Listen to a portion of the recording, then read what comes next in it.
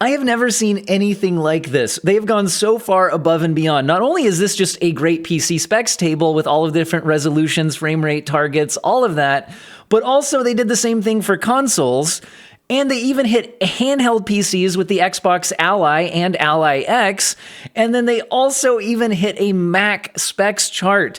And this video is obviously going to focus primarily on the main PC specs chart. We'll see if we have time to talk about the others a little bit and whether, are these involving upscaling and all that? Well, it's looking like native resolution because they specify when they're upscaling and when they're not.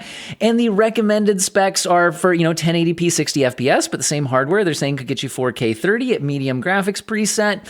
They're asking for an RX 6700 XT or an RTX 2080. Sounds similar performance, like a little more powerful than the GPUs we get into like a PlayStation 5 console. And then the CPU, Ryzen 5 5600 or i5 11600K. And actually, I found a pre-built system on Jawa.gg that for $650 actually beats those specifications. Huge thank you to Jawa for sponsoring today's video. This not only beats the 2080 that's recommended, this has a 2080 Ti, which is not only significantly more powerful than that 2080, but it also is a 11 gigabyte graphics card, which is a lot better there. And the CPU is a 10500 from Intel. You might be like, oh, that's a bit of a step down. Well, the 11th gen from Intel did not do a whole heck of a lot. The 10th gen didn't. So getting that 2080 Ti in there with the extra VRAM and performance looks pretty great. There's a bunch of other great deals at Jawa. Huge thank you to them for sponsoring today's video. I can get you $10 off your first purchase using code OWEN10. There'll be a link in the video description and or pinned comment. Jawa lets you find entire pre-built systems that you're looking for, and you can search for performance in specific games, specific parts, specific resolutions. You can shop by theme. You can buy individual parts, of course, as well, and you can fund your upgrade by selling your old hardware. You can become a Jawa seller, create your own listing, set your own prices, but you can also go the maximum convenience route. Click this Get an Instant Offer button, and you can sell your CPU or GPU to Jawa for instant cash. They'll give you an instant offer today. Just click in that button. Tons of great user reviews. Again, thanks to them for sponsoring the video, the link in the video description and or pinned comment. Let's go ahead and head back into these PC specs. So overall, I also want to dive a little bit more into how I don't think that these are using upscaling unless they are specifically stating that they are, because that's one of my issues with a lot of the system requirements charts we see from a bunch of developers is sometimes they're using upscaling, but they don't tell you, or they tell you they're upscaling, but not how much. Check this out. The minimum is using upscaling. They explicitly tell us that. They're upscaling to a target of a monitor output of 1080p resolution and coming from an internal rendering resolution of 900p. So they're being very explicit when upscaling is being used, but notice that beyond this minimum, like even at the low, they're just saying 1080p 30. So I would take that to mean not upscaled. So they're not relying on upscaling to hit that. And I have further evidence for that. So I'll link this in the video description as well. This is a video from Digital Foundry where they were provided some graphics footage of the game, and as well as the settings the game was running at and the hardware the game was running at when it was delivering this. So this footage I'm about to show you is on the RX 7900 XTX, and it's running at native 4K resolution. And that's a big deal because they're saying, yeah, FSR is being used, but not for upscaling. It's 4K native AA. So that's full native 4K rendering resolution at the Ultra preset, which includes ray tracing turned on. And that's a big deal because in this video, they mentioned that the footage, it's not all completely locked to 60, but a lot of times it's close. So I think when they're reporting 4K 60 here, they do mean native 4K, averaging 60 FPS, but there's probably some scenes that are going to dip below that average, right? They're not saying the minimum FPS will be 60. And notice that here there's targeting a 9070 XT or an RTX 5070 Ti, but those are similar performance level to the 7900 XTX that we're seeing in this video. In rasterized performance, so non-ray traced, the XTX is sometimes a little bit faster. Not always, but is oftentimes 5 to 10% faster than those being listed here. However, notice that this is with ray tracing on. With ray tracing enabled, AMD's 9000 series like the 9070 XT and NVIDIA's cards like the 5070 Ti are oftentimes faster than the 7900 XTX. So it actually seems like they have provided gameplay footage that does back up their claims about this being native res, no upscaling, although again, an average frame rate, not a minimum frame rate. And guys, the footage actually looks pretty great. They're showing off like some really detailed water physics. This goes, like obviously some other games have done this, but a lot of games don't have water actually simulating volume as it interacts with things. If you look at water up close, a lot of times it's not this detailed. Also, they've shown a lot of like long draw distance scenes where you can see like the full day-night cycle and draw distance. Where's a good shot of that? I think we see some of that here, where you can see that the trees are drawn out pretty far into the distance. The clouds change over time. The lighting changes over time, so it's not all pre-calculated. So there's a lot of real-time effects happening there. They've shown scenes that actually have a lot of NPCs in the area. We're seeing one here. There's another dining hall here, and you can see that some NPCs kind of move around the area with some behavior involved. The shadows move throughout the day, all of that. So overall, the footage looks pretty impressive. So the graphics don't seem to be any kind of slouch, especially for a big open world game. But again, they have backed it up and said that that is native resolution that they're running at. Now, let's dive a little bit deeper into these system requirements. Again, this Digital Foundry video will be linked in the video description. And I know that a lot of times people, when they look at this, have some trouble when your GPU is not listed on the chart. So I'm going to give one more source that we can take a look at. This is Tech PowerUp's relative performance chart. And you can click on a GPU, like, for example, the minimum spec GPU they're listing here is the GTX 1060.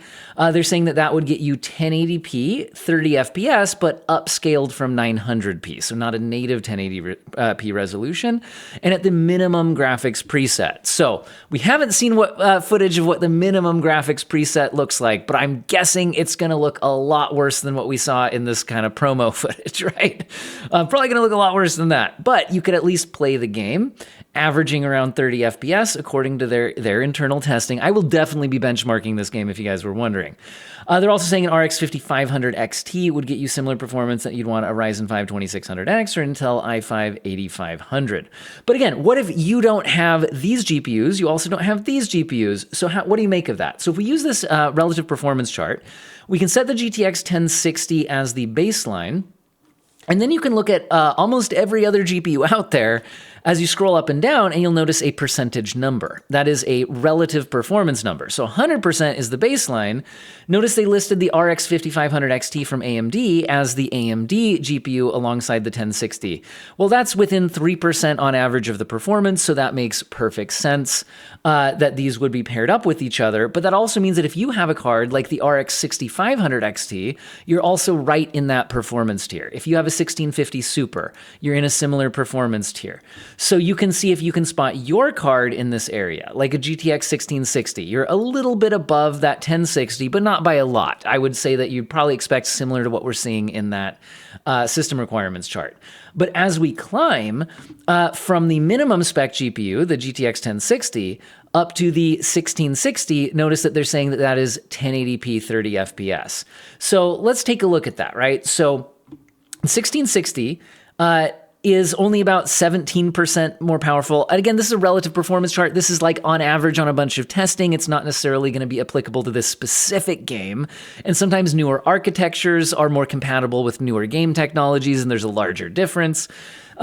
But notice that they're still saying, okay, we're going from minimum settings to low settings, and we're no longer using upscaling, but we're still only targeting 30 FPS on a 1080p display. So it's really just kind of saying you just need that little bit of extra oomph going to the GTX 1660 to not have to rely on the upscaling. But if you kept the upscaling turned on and you kept at the minimum settings, you could probably average a bit over 30 FPS. That's kind of how to read that, right? And then they're also listing the 6500 XT here. And again, notice that I pointed out that the 6500 XT is also right in this similar performance class. So really, all these GPUs for the minimum and the low are not worlds apart in performance, and they're all targeting 30 FPS on a 1080p display at some of the lowest graphic settings in the game, and on the weaker side of things, you might need some upscaling to average 30 FPS. That's how I would read that side of the chart. let's go ahead and climb up to the recommended. So I already mentioned that that's for 1080p 60 FPS. Now we're up to medium graphics settings, and we're looking at an RX 6700 XT or an RTX 2080. So we would expect to go from 30 FPS to 60 FPS at the same resolution to need roughly double the performance, and then to go from low settings to medium settings to be actually more than double the performance. So let's set the GTX 1660 as the baseline, and then let's kind of scroll through this chart, and maybe you'll see yours along the way. And we'll also kind of look if the relative performance lines up to what we would expect given their performance claims, right? So GTX 1660 is the baseline. Maybe you're spotting your card here. This would be similar to an RTX 3050. 1660 Super is a little more powerful. A GTX 1070 is a little bit more powerful. GTX 1080, we're talking 30% more powerful now. 2060 is 32% more powerful. The ARC A580 is 43% more powerful. RX 6600, we're talking about 50% more powerful. RTX 2070, same kind of ballpark. Once we get into cards like the 3060 12GB, okay, we're now like 66% more powerful, way above that minimum spec, but we're still climbing up to that 2080. The 2080 is here at about 87% more powerful than the minimum spec. So did we see what we would expect based on their performance claims? Well, not exactly, because again, they're saying 30 FPS to 60 FPS. I would expect a 100% performance increase, especially if we're increasing graphic settings. But at the same time, we are going from an older architecture. We're increasing the VRAM capacity. And don't read system requirements charts as like benchmark results. I don't think they're saying that these are going to get exactly 30 FPS and these are going to get exactly 60. These are average results, and it might not be averaging exactly that number, right? These are ballpark figures. So we're seeing roughly doubling of the performance, which is about what we should see to be making a jump from 30 FPS to 60 FPS at the same resolution with a little bit of a settings bump. We don't know how aggressive that settings bump is. So it's not unreasonable what we're seeing from that performance spec. Now, how about the 6700 XT paired with the 2080? Let's take another look at that. So the 6700 XT and the 2080. Let's set the 2080 as the baseline now. So we're now setting the 2080, which is 8GB GPU. And released all the way back in 2018, by the way. So we are talking about 8-year-old hardware, at least like 7.5-year-old hardware, although it was a $700 GPU back then, so it wasn't cheap or anything. But that's what they're issuing for the recommended spec here. Where's the 6700 XT fall in? Well, a bit more powerful. Here they have it about 13% more powerful. However, if ray tracing is involved, I would expect the 2080 to usually be more powerful. And right now it's unclear if these graphic settings at the medium spec have any ray tracing involved. Remember, the Ultra preset that they've showed off footage for did have ray tracing turned on. It's unclear if these system specs are including ray tracing in any of these settings or not. Either way, the 2080 and the 6700 XT are in a similar ballpark. 13% isn't worlds apart. So I think it would make sense to call them both in a similar performance class. Medium settings, 1080p 60-ish. Maybe one's closer to 60, one's closer to 65, right? That's kind of what we're looking at here. Now, what about jumping up to 1440p 60 FPS at the high preset? Well, now we're jumping up to an RX 7700 XT or RTX 4070. Okay, that's another big jump, but how big is the jump, and does this seem reasonable? Well, we're keeping at 60 FPS, but we're jumping from 1080p to 1440p. That's a lot more pixels. So you do need some additional horsepower to do that. We're also jumping from medium settings to high settings, so additional horsepower for that. So 2080 to 4070, let's take a look. And then we'll look at the 7700 XT versus 4070 to see if that kind of makes any sense. Relative performance chart. We're at the 2080. This is similar to cards like the 5050, B580, RTX 4060. 3060 Ti is a bit more powerful. Let's keep climbing up. So you might spot your card along the way, right? So we're trying to climb all the way up to a 4070, past a bunch of cards you might recognize here, right?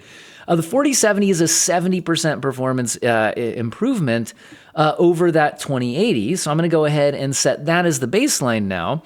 And that makes sense. You're jumping up to 1440p. You're jumping up some additional graphic settings. The part that seems weird to me here is the 7700 XT being listed next to the 4070. That's the part that seems a little bit weird. Let's look at that. The 7700 XT, okay, it's not worlds apart. It's reaching 85% of the performance of the 4070 in Tech PowerUp's relative performance chart. And again, game by game, it could vary. So if this is a more AMD favored title, perhaps that would jump it closer to the results for the 4070. And it's perfectly possible that this is going to be one of those games that just performs better than typical on AMD. This does seem to be an AMD-sponsored game. They have a game bundle for this. This is also listed to be the second game that will be featuring AMD's Redstone technology. So for all of those reasons, it's possible this is just going to be a game that performs particularly well on AMD. Now, I don't think 15% difference here is a disaster to list them, but notice from the AMD's same 7th gen, 7000 series parts, I guess I should say, the 7800 XT is the more direct competitor with the 4070. So typically, if they're listing a 4070, it would make sense to see a 7800 XT paired with it. 7700 XT seems odd when there's a 7800 XT that you could have chosen that's typically more similar in performance, unless this, like I said, is just a game where AMD hardware overperforms compared to typical results when you average them out in a large set of games. All games are like that, where sometimes AMD or NVIDIA perform different to their average result that you see in an average of a bunch of benchmarks. Anyway, with that in mind, let's take a look at the max settings. We already mentioned this a bit at the beginning. Ultra settings at 4K. By the way, I guess I shouldn't say max settings because it's not clear whether Ultra will be the actual maximum settings. Sometimes games offer stuff above the Ultra preset. In the Digital Foundry video, they said something that sounded like some of these individual settings potentially could have been set higher than what was available here. So it's possible there is something above the Ultra settings, so be aware. Anyway, 4K 60, 9070 XT, 5070 Ti. So let's take a look at that in our relative performance chart. I'll keep the 4070 as the baseline. And we're jumping from 1440p 60 to 4K 60. 4K is a lot more pixels than 1440p, like significantly more. It's a lot more demanding on the GPU. We're also jumping from high preset to ultra preset. It's unclear how performance heavy these presets are going to be. So I'm expecting this to require a lot more power. Let's see what we get. So 4070 set at the baseline. Now we got to climb up. Again, you might spot your GPU if you got one of the newer, more powerful GPUs. And 9070 XT, 37% more powerful, 5070 Ti, 43% more powerful, and they're in a similar ballpark here. So I'll say that only requiring about a 40% jump in performance to go from 1440p 60 to 4K 60 seems a little bit low in how much more additional performance you would need, especially if you are also increasing the graphics preset. So I'm actually wondering, so there's one possibility is that these 1440p 60 cards are actually averaging above 60, like 65, 70, and maybe the 4K 60 more frequently dips below 60 than this does. And then that would kind of allow for that difference. Anyway, so that's why I was initially like, is this really 4K 60? But like I said, apparently, at least in some scenes, which are given by the developer, by the way, so that is important to note, this is recorded by the developer. So it's, there's certainly incentive there to paint your game in the best light possible. But again, it is apparently native 4K and is sometimes 60 and sometimes a little bit low, but not disastrously so. So there's that. All right, this video is already pretty long for a system requirements video, but I'll again mention that there is some console results. So if you are planning on considering whether your PC would be the way to go or whether PS5, PS5 Pro, Xbox Series S or X, it is looking like they provide a bunch of modes available. And it's nice to see that like their balanced mode, 40 FPS mode exists. I love to see consoles that offer a 40 FPS mode for 120 hertz TVs because 40 feels so much better than 30 to play at. But with consoles, sometimes going all the way to 60 FPS reduces the graphics settings pretty significantly. So I love to see the 40 FPS target. Other than that, you can peruse these for yourself. I just wanted to highlight that because I think that's awesome. Also, ROG Xbox Ally is a PC, so I'll at least mention this in a little bit more detail. The Ally Non-X, to get 40 FPS, you'd be 720p using frame generation. That doesn't look great. However, the Ally X could get to 40 FPS without relying on frame generation, although you would be upscaling from 720p to 1080p. Using FSR3 super resolution, but not frame generation. Looks like you could play at a native 1080p if you want to go for 30 FPS. Now, they're not giving the exact graphics that are being used here, so it's unclear how that lines up to the PC graphics. I'm guessing we're somewhere around the minimum or low preset, though. Would just be a guess. Now, again, Mac specifications, there are a kind of PC. I know people are like, is it a Mac or a PC? They're personal computers. A Mac is a personal computer. Anyway, not the kind that my audience is probably generally buying for gaming, though. So here's the stats. It's interesting. I don't do any Mac testing myself. So there you go. I don't know much about Macs. Anyway, hopefully you guys found this video useful and or interesting. Again, don't forget to check out jawa.gg, especially if you want to upgrade to play this game. You can get an entire pre-built system that's ready to go for a reasonable price, or you can get the individual parts that you need. You can fund your upgrade by selling your parts on Jawa, either creating your own listings or taking that instant offer convenience option. Don't forget to check out the pinned comment in the video description. I hope all of you have an excellent day.